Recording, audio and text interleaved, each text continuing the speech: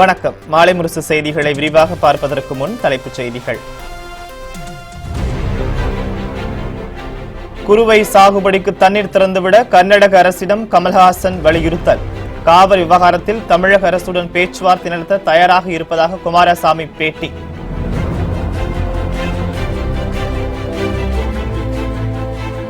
மருத்துவ படிப்புகளுக்கான நீட் தேர்வு முடிவுகள் நாடு முழுவதும் வெளியீடு.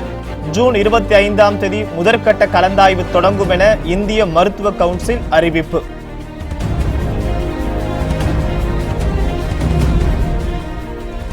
ஸ்டெர்லைட் ஆலையை இனி யார் நினைத்தாலும் திறக்க முடியாது என முதலமைச்சர் திட்டவட்டம்.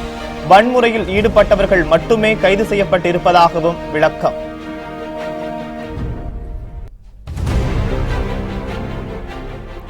தூத்துக்குடி துப்பாக்கிச்சூடு குறித்து நாளை முதல் கள ஆய்வு செய்கிறார் அருணா ஜெகதீசன்.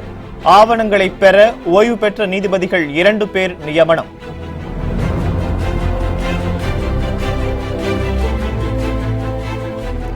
பத்து ஆண்டுகள் தண்டனை காலத்தை நிறைவு செய்த 67 ஆயுள் கைதிகளை விடுவிக்க உத்தரவு. எம்ஜிஆர் நூற்றாண்டு விழாவையொட்டி தமிழக அரசு நடவடிக்கை. கர்நாடக முதல்வர் குமாரசாமியை சந்தித்த கமல்ஹாசன் குறுவை சாகுபடிக்கு தமிழகத்திற்கு தண்ணீர் தர வேண்டும் என்று வலியுறுத்தியுள்ளார். காவிரி பிரச்சினை குறித்து தமிழக அரசுடன் பேச்சுவார்த்தை நடத்த கர்நாடகம் தயாராக இருப்பதாக குமாரசாமி கூறியுள்ளார். காவிரி பிரச்சினைக்கு நீதிமன்ற உத்தரவை விட இரு மாநில பேச்சுவார்த்தையே நிரந்தர தீர்வை ஏற்படுத்தும் என்று மக்கள் நீதி மய்யம் தலைவர் கமல்ஹாசன் வலியுறுத்தி வருகிறார். இந்த நிலையில் பெங்களூரு சென்ற அவர் கர்நாடக முதல்வர் குமாரசாமியை சந்தித்து பேசினார். காவிரி விவகாரம் குறித்து இருவரும் ஆலோசனை நடத்தினர். பின்னர் இரு தலைவர்களும் கூட்டாக செய்தியாளர்களை சந்தித்தனர். காவிரி நீர் இரு மாநில விவசாயிகளுக்கும் அவசியம் என்று கூறிய குமாரசாமி தமிழக அரசுடன் பேச்சுவார்த்தை நடத்த தயாராக இருப்பதாக தெரிவித்தார். Regarding Water Management Board, what Kamala Sanjay discussed with me, we both the state, we have maintained our cordial relationship as brothers and sisters. Whatever problem is there, we have to equally share it. Karnataka farmers also important, Tamil Nadu farmers also important. For that, actually, with cordial relationship, without giving any scope for any differences, we have to sort it out. Kaveri இல்லாவிட்டால் இரு மாநில விவசாயிகளும் இருக்க மாட்டார்கள் என்று குறிப்பிட்ட கமல்ஹாசன் பேச்சுவார்த்தை மூலம் சுமூக தீர்வு காண வேண்டியது அவசியம் என கேட்டுக்கொண்டார். குறுவை சாகுபடிக்கு தண்ணீர் தருமாறு குமாரசாமியிடம் அவர் கேட்டுக்கொண்டார். நான் மக்களின் பிரதிநிதியாக இங்கே வந்திருக்கிறேனே தவிர மக்கள் நீதி மையத்தின் தலைவன் என்பது சமீபமாக எனக்கு வந்த ஒரு பொறுப்பு. இங்கே வந்திருப்பது குறுவை பயிரிடும் நேரம் வந்துவிட்டது. அதற்கான நீர் வரத்து தேவை, அதை கேட்பதற்காகவும் நினைவுறுத்துவதற்காகவும் இங்கே வந்திருக்கிறேன். இதில் அரசியலை விட விவசாயிகளின் தேவைதான் முன்வைக்கப்படுகிறது. இப்ப ஆணையம் அமைத்திருக்கிறார்கள், அது சொல்படி நடக்க வேண்டிய கடமை இருவருக்குமே உள்ளது. அது செய்வார்கள் என்ற நம்பிக்கையும் எனக்கு இந்த சந்திப்பிற்கு பிறகு ஏற்பட்டுள்ளது. தேசமே எதிர்கொண்டிருக்கும் பல பிரச்சனைகள் இருக்கின்றன, அவற்றையெல்லாம் கூட பேசினோம். நல்ல ஒரு சந்திப்பாக இது அமைந்தது. பெரிய நீண்ட நட்பின் ஆரம்பமாக தெரியும். இது கூட்டணி பற்றிய பேச்சு அல்ல, இது மக்களின் நலன் குறித்த பேச்சாகவே இருந்தது. நன்றி. மருத்துவ படிப்புகளுக்கான நீட் தேர்வு முடிவுகள் நாடு முழுவதும் வெளியிடப்பட்டுள்ளன. எம்பிபிஎஸ், பிடிஎஸ் உள்ளிட்ட மருத்துவ படிப்புகள் சேர்க்கைக்கான நீட் எனப்படும் தேசிய தகுதி தேர்வு கடந்த மே 6ஆம் தேதி நடைபெற்றது. இதனை நாடு முழுவதும் 13 லட்சம் பேரும் தமிழகத்திலிருந்து 1,07,000 பேரும் எழுதினர். தேர்வுக்கான விடைகள் பட்டியல் சிபிஎஸ்இ இணையதளத்தில் கடந்த 25ஆம் தேதி வெளியிடப்பட்டன. இந்த நிலையில் நீட் தேர்வு முடிவுகள் நாடு முழுவதும் இன்று வெளியிடப்பட்டுள்ளன. மாணவர்கள் தேர்வு முடிவுகளை சிபிஎஸ்இ neet.nic.in என்ற இணையதளத்தில் தெரிந்து கொள்ள ஏற்பாடுகள் செய்யப்பட்டுள்ளன. நீட் தேர்வில் 691 மதிப்பெண் பெற்று முதல் மதிப்பெண்ணாக அறிவிக்கப்பட்டுள்ளது. மாணவர்களுக்கான முதற்கட்ட கலந்தாய்வு ஜூன் 25ஆம் தேதி முதல் தொடங்கும் என்றும் 2ஆம் கட்ட கலந்தாய்வு ஜூலை 15 முதல் 26ஆம் தேதி வரை நடைபெறும் எனவும் தெரிவிக்கப்பட்டுள்ளது.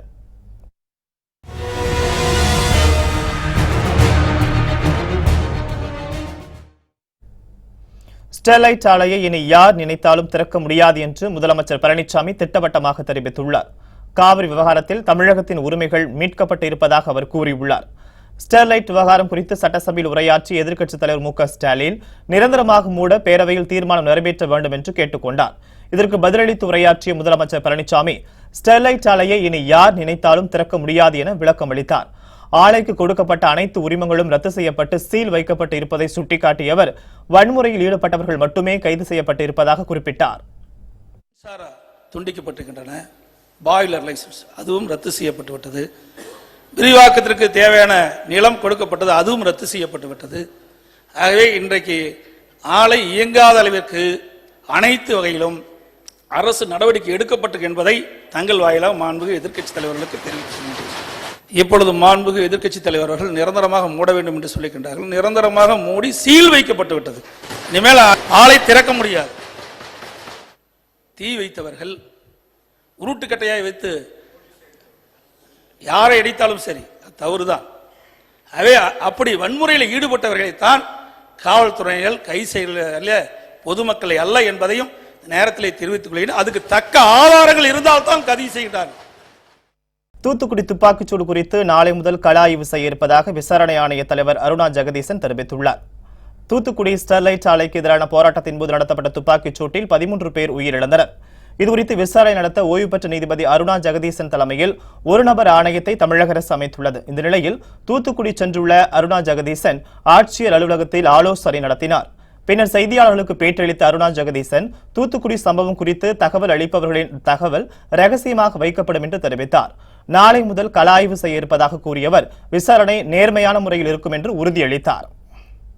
ஜூன் 22ஆம் தேதிக்குள் பிரமாண வாக்குமூலங்கள், தகவல் மற்றும் விவரம் அடங்கிய அபிடவிட் வந்து சேர வேண்டும். அன்எடிட்டட் வீடியோ பதிவுகளை ஒரு வாரத்திற்குள் தலைமையிடத்திற்கு சமர்ப்பிக்குமாறு கேட்டுக்கொள்கிறேன். 22ஆம் தேதி வரை பெறப்படும் பிரமாண வாக்குமூலங்கள் வகைப்படுத்தப்பட்டு பின்பு சம்பந்தப்பட்டவர்களுக்கு அழைப்பாணை அனுப்பி விசாரிக்கப்படுவர். துப்பாக்கிச்சூடு சம்பவம் குறித்து 3 கட்டங்களாக விசாரணை நடைபெறும் என்று தெரிவித்த அவர் போலீசார், உயர் அதிகாரிகள், மருத்துவர்களிடம் விசாரணை நடத்தப்படும் என்று குறிப்பிட்டார். காயமடைந்து சிகிச்சை பெற்று வரும் பாதிக்கப்பட்ட மக்களை மருத்துவமனைக்கு சென்று பார்க்க இருக்கிறேன். அவர்கள் சம்பவத்தை பற்றி ஒளிவு மறைவில்லாமல் தெரிந்த உண்மைகளை ஆணையத்திடம் தெரிவித்து பதிவு செய்வதற்கு ஏதுவாக நம்பிக்கையும் தைரியமும் கொடுக்கும் வகையில் அவர்களை பார்த்து ஆறுதல் சொல்ல இருக்கிறேன். நாளை, அதாவது 5ஆம் தேதி ஸ்பாட் விசிட், கள ஆய்வு என்று சொல்லப்படுவது செய்ய இருக்கிறேன். மாவட்ட கலெக்டர் அலுவலகம், அதனை சுற்றியுள்ள பகுதிகள், ஸ்டெர்லைட் ஊழியர் குடியிருப்பு, விவிடி சிக்னல் பாயிண்ட் மற்றும் இதர பகுதிகளை பார்வையிட இருக்கிறேன். காவல்துறையை சேர்ந்தவர்கள், துப்பாக்கிச்சூடு நடத்தியதாக சொல்லப்படும் காவல்துறையை சேர்ந்தவர்கள், தன்னிச்சையாக சாட்சியம் சொல்ல விரும்புபவர்கள். துப்பாக்கிச் சூட்டில் பலியானவர்களின் குடும்பத்தினரிடம் 3வது நாளாக தேசிய மனித உரிமை ஆணைய குழுவினர் விசாரணை நடத்தினர். தூத்துக்குடி ஸ்டெர்லைட் ஆலையை நிரந்தரமாக மூட வலியுறுத்தி நடைபெற்ற போராட்டத்தின் போது போலீசார் நடத்திய துப்பாக்கிச் சூட்டில் 13 பேர் கொல்லப்பட்டனர். இதனையடுத்து பிரசாத், ராஜ்வீர், நிதின், தியாகே, லால் ஆகியோர் அடங்கிய தேசிய மனித உரிமை ஆணைய உறுப்பினர்கள் கடந்த 2ஆம் தேதி தூத்துக்குடிக்கு வந்தடைந்தனர். பின்னர் மாவட்ட ஆட்சியர் சந்தீப் நந்தூரியுடன் அவர்கள் ஆலோசனை நடத்தினர். இதனைத் தொடர்ந்து துப்பாக்கிச் சூட்டில் உயிரிழந்தவர்களின் குடும்பத்தினரிடம் கடந்த 2 நாட்களாக விசாரணை நடத்திய மனித உரிமை ஆணைய குழுவினர் படுகாயமடைந்து மருத்துவமனையில் சிகிச்சை பெற்று வருபவர்களையும் நேரில் சந்தித்தும் பேசினர். இந்த நிலையில் 3வது நாளாக இன்றும் அவர்கள் விசாரணையை மேற்கொண்டு வருகின்றனர். பலியான மணிராஜ், ஸ்னோலின், சண்முகம், ஜெயராமன், கிளாஸ்டன் ஆகிய 5 பேர்களின் குடும்பத்தினரிடம் விசாரணை நடத்தினர். இறந்தவங்களுடைய குடும்பத்தார் இல்லை சம்பவத்தை நேராக பார்த்த இண்டிபெண்டன்ஸ் ஆச்சு, இவங்கள்ட்டெல்லாம் விசாரிக்கிறதுக்காக இன்றைக்கி நேராக வந்திருக்காங்க. அவங்களுக்கு எல்லாம் கூப்பிட்டுட்டு இன்றைக்கி வெயிட் பண்ணிகிட்டு இருக்காங்க. முதல்ல நான் கம்ப்ளைண்ட்ன்ற அடிப்படையில் என்னுடைய ஸ்டேட்மெண்ட்டை முதல்ல கேட்டாங்க. நான் என்ன சொன்னேன்னா, வரக்கூடிய பெரும்பான்மை மக்கள் கிராமப்புறத்துலேருந்து வருவாங்க. அவங்களுக்கு வந்து தமிழ் தான் பரிச்சயமாக இருக்கும். மொழி மாற்றம் செஞ்சு சொல்லக்கூடியவங்க அரசை ஏற்பாடு பண்ணியிருக்காங்க. முக்கியமான ஒரு சில பாயிண்ட்டுகளை வந்து சொல்கிறதுக்கு கூட அவங்க தவறிடலாம். அதனால் வரவங்க தமிழ்லே ஸ்டேட்மெண்ட் கொடுக்கறதுக்கு அவங்க விருப்பப்பட்டால் தமிழில் ஸ்டேட்மெண்ட் கொடுக்கறதுக்கு அனுமதிக்கணும்னு கேட்டிருந்தோம். அது வந்து அனுமதிக்கிறேன்னு அவர் ஒத்துக்கிட்டாரு.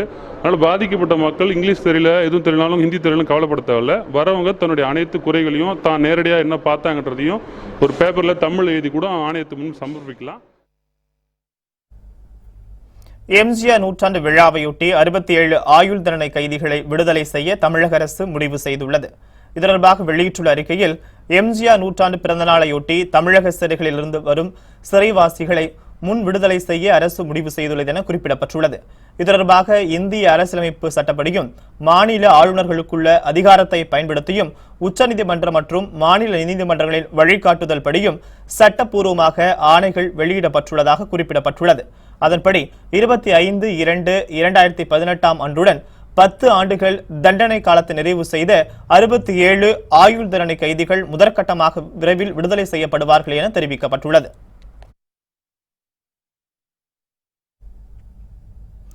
கமல் கர்நாடகா செல்வதால் காவிரி விவகாரத்தில் ஒருவேளையும் ஆகப் போவதில்லை என அமைச்சர் ஜெயக்குமார் விமர்சித்தார். சென்னை காமராஜர் சாலையிலிருந்து இமயமலை வரை செல்லும் மாற்றுத்திறனாளிகள் விழிப்புணர்வு பயணத்தை அமைச்சர் ஜெயக்குமார் இன்று தொடங்கி வைத்தார். பின்னர் செய்தியாளர்களிடம் பேசிய அவர், கமலஹாசன் கர்நாடக முதல்வரை சந்திப்பதால் எதுவும் நடந்துவிடாது என்று கூறினார்.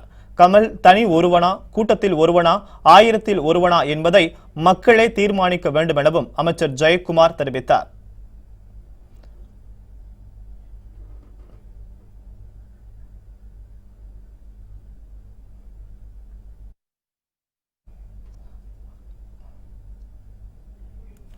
ஸ்டாலின் சட்டசபை வருகை குறித்து செய்தியாளர்கள் கேட்டபோது முறுக்கிக் கொண்டு சென்ற மாப்பிள்ளை திரும்ப வந்துள்ளார் என அமைச்சர் ஜெயக்குமார் கருத்து தெரிவித்தார்.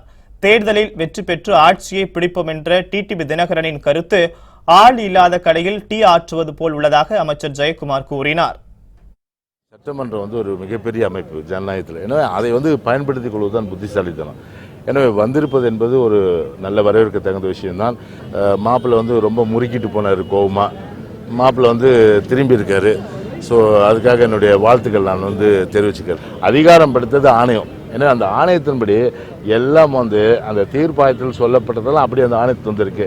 எனவே அதன் அடிப்படையில் தான் நடக்குமே ஒளி அந்த நீரத்தில் இருக்கின்ற விஷயம். இவர் போனதால் ஒரு வேலையும் ஆக போகிறது கிடையாது. கூட்டத்தில் வருவனா, தனி வருவனா, 1000-ல் வருவனா, அதை தீர்மானிக்கிறது மக்கள் தான். மக்கள் தான் தீர்மானிக்கணும். எனவே அது குறித்து நான் ஒன்றும் சொல்றதில்லை. அதாவது ஆள் இல்லாத கடையில் டீ ஆத்துற மாதிரி தான். ஆளே இல்லை, டீ ஆத்திட்டு இருக்கிறாரு. அவரை பற்றி நான் என்ன சொல்றது, விடுங்க. ஆறுமுகசாமி விசாரணை ஆணையத்தில் அம்மா நாளிதழ் ஆசிரியர் மருது அழகுராஜ், சோவின் மகன் ஸ்ரீராம் ஆகியோர் ஆஜராகி விளக்கம் அளித்தனர். ஜெயலலிதா மரணம் குறித்து ஓய்வு பெற்ற நீதிபதி ஆறுமுகசாமி தலைமையிலான ஆணையம் விசாரணை நடத்தி வருகிறது. இதுவரை 50 பேரிடம் விசாரணை நடத்தப்பட்டுள்ளது. 30 பேரிடம் சசிகலா தரப்பு வழக்கறிஞர் ராஜா செந்தூர் பாண்டியன் குறுக்கு விசாரணை நடத்தியுள்ளார். இந்த நிலையில் அம்மா நாளிதழ் ஆசிரியர் மருது அழகுராஜ், சோவின் மகன் ஸ்ரீராம் ஆகியோர் விசாரணை ஆணையத்தில் ஆஜராகி விளக்கம் அளித்தனர். ஜெயலலிதாவின் அரசியல் ஆலோசகராக மறைந்த சோ இருந்துள்ளதால் அவருடைய மகனிடம் விசாரணை நடைபெற்றது குறிப்பிடத்தக்கது. நீதியரசர் அவர்கள் கேட்ட கேள்விகளுக்கு என் மனசாட்சியின்படி நான் அறிந்த தகவல்களை எதையும் மறைக்காமல் சொல்லியிருக்கிறேன். மீண்டும் உங்களை நாங்கள் அழைப்போம் என்று அவர் சொல்லியிருக்கிறார். இப்போது அழைத்தாலும் மீண்டும் வருவேன். கடந்த 9 ஆண்டுகளுக்கு மேலாக புரட்சித் தலைவி அம்மா அவர்களுடைய நாளிதழுக்கு ஆசிரியராக பணியாற்றியவர் என்ற வகையில் எனக்கு தெரிந்த தகவல்களை ஆணையத்தின் முன்பு தெரிவித்திருக்கிறேன். ஐசியூவில் இருந்த வேல்முருகனை குண்டுக்கட்டாக தூக்கி வந்து சிறையில் அடைத்திருப்பது பழிவாங்கும் நடவடிக்கை என்று டிடிவி தினகரன் குற்றம் சாட்டியுள்ளார். சென்னை புழல் சிறையில் வேல்முருகனை சந்தித்த பிறகு செய்தியாளர்களிடம் பேசிய அவர், தூத்துக்குடி கலவரத்தை முன்னெச்சரிக்கை நடவடிக்கை எடுத்து தடுக்க தமிழக அரசு தவறிவிட்டதாக கூறினார். இதனிடையே வேல்முருகன் விவகாரத்தில் முதலமைச்சர் தலையிட்டு உடனடியாக அவரை விடுதலை செய்ய வேண்டும் என்று PR பாண்டியன் வலியுறுத்தியுள்ளார். உறவினர்கள் அவங்க தொழிலில் இருப்பாங்க, அவங்க தொழிலெல்லாம் போய் நிறுத்தி சொல்ல முடியுமா? திசை திருப்பறதுக்காக எதவராலும் பேசுறாரு.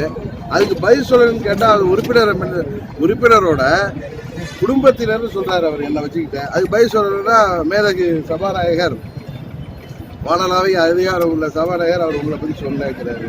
நீங்க நடுநிலையோட நீங்க செயல்படுறீங்களான்னு கேட்டா இல்ல உட்காரு கேட்கிறாங்க. இதுதான் நடக்குது. வேல்முருகன் முருகன் அவர்கள் தேச பாதுகாப்பு சட்டத்தில் கைது செய்யப்பட்டிருப்பது வன்மையாக கண்டிக்கத்தக்கது. தமிழக முதலமைச்சர் உடனடியாக தலையிட்டு அவரை நிபந்தனையின்றி விடுதலை செய்ய முன்வர வேண்டும். வேல்முருகன் கைது செய்யப்பட்டது ஒட்டுமொத்த தமிழக விவசாயிகளையும் சிறையில் அடைத்ததற்கு சமமானது. விவசாயிகளுக்கான போராட்டத்தில் தீவிரமாக களமிறங்கியதை இன்றைக்கு மத்திய அரசு பொறுத்துக் கொள்ள முடியவில்லை. 10 லட்சம் ரூபாய் வழங்க முதலமைச்சர் பழனிசாமி உத்தரவிட்டுள்ளார். இது தொடர்பாக வெளியிட்டுள்ள அறிக்கையில், தூத்துக்குடி ஸ்டெர்லைட் ஆலையை மூடக்கோரி நடந்த முற்றுகை போராட்டத்தில் திருநெல்வேலிக்கு சென்று கொண்டிருந்த அரசு பேருந்தை சமூக விரோதிகளால் தீ வைத்து எரிக்கப்பட்டதாக குறிப்பிட்டுள்ளார். இந்த பேருந்தில் பயணம் செய்த திருச்செந்தூர் அருகே மெஞ்ஞானபுரம் கிராமத்தைச் சேர்ந்த சுடலை என்பவரின் மனைவி வள்ளியம்மாள் தீ காயங்களுடன் மருத்துவமனையில் அனுமதிக்கப்பட்டதாக முதலமைச்சர் சுட்டிக்காட்டியுள்ளார். வள்ளியம்மாளுக்கு தீவிர சிகிச்சை அளிக்கப்பட்டும் சிகிச்சை பலனின்றி கடந்த 31ஆம் தேதி உயிரிழந்தார் என்ற செய்தியை அறிந்து மிகவும் துயரமடைந்ததாக அவர் தெரிவித்துள்ளார். உயிரிழந்த வள்ளியம்மாளின் குடும்பத்திற்கு தனது ஆழ்ந்த இரங்கலையும் அனுதாபத்தையும் தெரிவித்துக் கொள்வதுடன் 10 லட்சம் ரூபாய் வழங்கவும் முதலமைச்சர் பழனிசாமி உத்தரவிட்டுள்ளார்.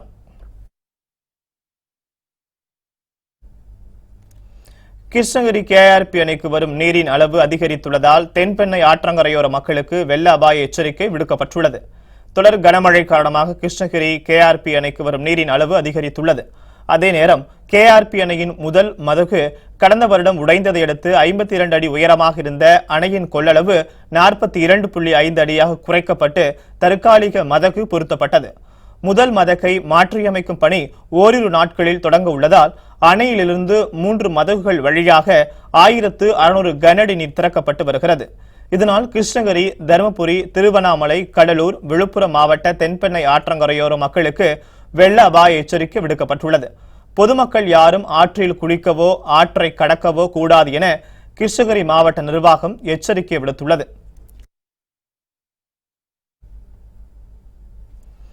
சென்னை வேளச்சேரியில் வீட்டின் பூட்டை உடைத்து 25 சவரன் நகை மற்றும் 2 லட்சம் மதிப்பிலான வெள்ளிப் பொருட்களை மர்மநபர்கள் கொள்ளையடித்து சென்றனர். விஜயநகர் பகுதியில் வசித்து வரும் மருத்துவர் அழகர்சாமி தனது குடும்பத்தினருடன் உறவினர் வீட்டிற்கு சென்றுவிட்டு இன்று காலை வீடு திரும்பினார். வீட்டின் பூட்டு உடைக்கப்பட்டிருப்பதைக் கண்டு அவர் அதிர்ச்சியடைந்தார். உள்ளே சென்று பார்த்தபோது 25 சவரன் நகை மற்றும் வெள்ளிப் பொருட்கள் கொள்ளையடிக்கப்பட்டது தெரியவந்தது. இதுகுறித்து வழக்கு பதிவு செய்த காவல்துறை கொள்ளையர்களை தேடி வருகின்றனர். பள்ளிக்கரணை அருகே மின்சாரம் தாக்கி ஒருவர் பலியானது சோகத்தை ஏற்படுத்தியுள்ளது. காஞ்சிபுரம் மாவட்டம் பள்ளிக்கரணை அடுத்த ஒட்டியப்பாக்கம் பகுதியில் வசித்து வருபவர் சேகர். இவர் சாலையில் அறுந்து கிடந்த மின்கம்பியை எதிர்பாராத விதமாக மிதித்தார். இதில் மின்சாரம் தாக்கி சம்பவ இடத்திலேயே அவர் பலியானார். இதேபோன்று கிருஷ்ணகிரி மாவட்டம் ஓசூர் அடுத்த உத்தனப்பள்ளியில் மின்சார வயர் அறுந்து விழுந்தது. இதில் நல்லத்தம்பி என்பவர் கை கால் கருகிய நிலையில் சம்பவ இடத்திலேயே உயிரிழந்தார்.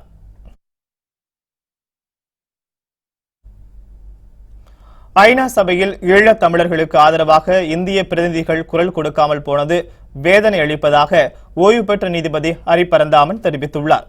சென்னை பத்திரிகையாளர் மன்றத்தில் செய்தியாளர்களை சந்தித்த அவர், பன்னாட்டு வழக்கறிஞர்கள் மாநாடு ஜூன் 9ஆம் தேதி சென்னை டி நகரில் நடைபெற உள்ளது என்றார். ஈழத் தமிழர் இனப்படுகொலைக்கு இந்திய அரசு பன்னாட்டு விசாரணைக்கு எந்த ஒரு குரலும் கொடுக்கவில்லை என்று ஹரிபரந்தாமன் குற்றம் சாட்டினார்.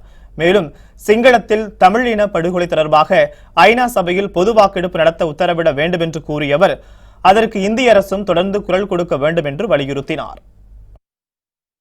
20-30 ஆண்டுகளாக நடந்த இனப்படுகொலை உச்சம் 2009 அந்த போரிலே லட்சக்கணக்கில் தமிழ் இனம் படுகொலை செய்யப்பட்டது.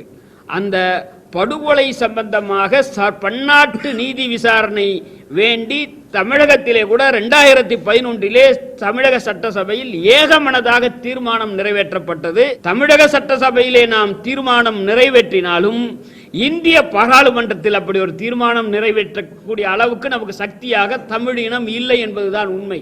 எனவே இதற்கான பன்னாட்டு விசாரணை கோருவது இதனுடைய மாநாட்டினுடைய மிக மிக முக்கியமான நோக்கம். தஞ்சாவூரில் 52 கோடி ரூபாய் மதிப்பீட்டில் கட்டப்பட்ட பாலத்தை முதலமைச்சர் பழனிசாமி திறந்து வைத்தார். பாலத்தை திறப்பதற்கு எதிர்ப்பு தெரிவித்த 8 பேரை காவல்துறையினர் கைது செய்தனர். தஞ்சாவூர் சாத்தப்பிள்ளை கேட் பகுதியில் 52 கோடி ரூபாய் மதிப்பீட்டில் புதிதாக கட்டப்பட்ட பாலத்தில் விரிசல் உள்ளதாக கூறப்படுகிறது. எனவே அந்த பாலத்தை திறக்க பொதுமக்கள் எதிர்ப்பு தெரிவித்தனர். இது தொடர்பாக நீதிமன்றத்தில் வழக்கு தொடரப்பட்டது. இந்த நிலையில் விரிசல் சரி செய்யப்பட்டதை அடுத்து முதலமைச்சர் பழனிசாமி பாலத்தை திறந்து வைத்தார். பாலத்தை திறப்பதற்கு எதிர்ப்பு தெரிவித்த 8 பேரை காவல்துறை கைது செய்தனர். ஓசூர் அருகே மாசிநாயக்கன் பள்ளி அரசு மேல்நிலைப் பள்ளியில் +2 தேர்வு எழுதி 28 பேரும் தோல்வியடைந்த நிலையில் மாணவர்களின் பெற்றோர்கள் மற்றும் ஊர் பொதுமக்கள் பள்ளி வாயிலில் தர்ணா போராட்டத்தில் ஈடுபட்டனர். பள்ளியில் பற்றாக்குறையாக ஆசிரியர்கள் இருப்பதால் தான் தேர்வில் மாணவர்கள் தோல்வி என்று கூறிய பெற்றோர்கள் உடனடியாக போதுமான ஆசிரியர்களை பணியில் அமர்த்திட வேண்டும் எனவும் வலியுறுத்தியுள்ளனர். சம்பவ இடத்திற்கு சென்ற பள்ளிக்கல்வித்துறை அதிகாரிகள் பேச்சுவார்த்தையில் ஈடுபட்டனர். சுமார் 2 மணி நேரமாக நடைபெற்ற தர்ணா போராட்டம் பின்னர் முடிவுக்கு வந்தது. தேர்வில் எல்லாரும் பெரிய சுமை வாங்கியிருக்கிறாரு. அதுதான் ஸ்டேட் லெவல் ஃபர்ஸ்ட்னு சொல்லிருக்கலாம். இதில் 0 வாங்குறதுல ஃபர்ஸ்ட். இதுக்கு யார் காரணம்? எங்கள் பசங்களை வந்துட்டு கெட்டு போகிறதுக்கு காரணம் யார்? டிபார்ட்மெண்ட் பீப்புளா, இல்லாத ஆசிரியர்களா, இல்லாத போனால பப்ளிக்கானுட்டு. இப்போ நாம் 7 வருஷத்துலேருந்து சொல்லி சொல்லி சொல்லி சளைச்சு போயிட்டு இப்போ எங்கள் பசங்களுக்கு பூரா 0 மார்க் 0 ரிசல்ட் வந்ததுனால யாரது குறைவு வாத்தியாரங்கள் இல்லாதனால தான் இப்படி ஆயிருக்கும்னுட்டு நினச்சி இப்போ அவேர்னஸ் கேம்பெயின் மாதிரி ஒரு ஸ்ட்ரைக் பண்ணிட்டு.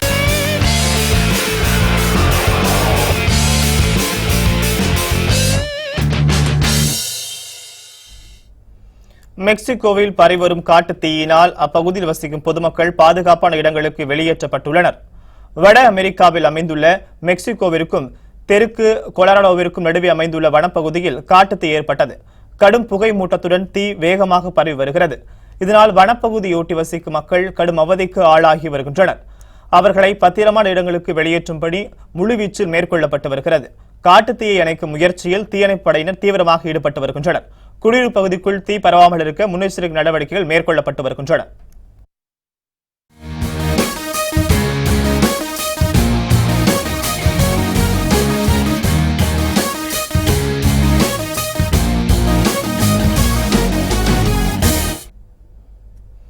ஆசிய கோப்பை மகளிர் T20 கிரிக்கெட் போட்டியில் தாய்லாந்து அணியை 66 ரன்கள் வித்தியாசத்தில் வீழ்த்தி இந்திய அணி அபாரமாக வெற்றி பெற்றுள்ளது.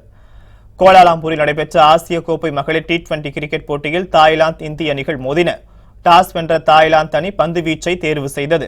முதலில் களமிறங்கிய இந்திய அணி 20 ஓவர் முடிவில் 4 விக்கெட் இழப்பிற்கு 132 ரன்கள் எடுத்தது. இதில் மோனா மேஷ்ராம் அதிகபட்சமாக 32 ரன்களும் மந்தானா 29 ரன்களும் எடுத்தனர். இதனையடுத்து 133 ரன்கள் எடுத்தால் வெற்றி என்ற இலக்குடன் களமிறங்கிய தாய்லாந்து அணி 20 ஓவர் முடிவில் 8 விக்கெட் இழப்பிற்கு 66 ரன்கள் மட்டுமே எடுத்தது. இதனால் இந்திய மகளிர் அணி 66 ரன்கள் வித்தியாசத்தில் அபாரமாக வெற்றி பெற்றுள்ளது.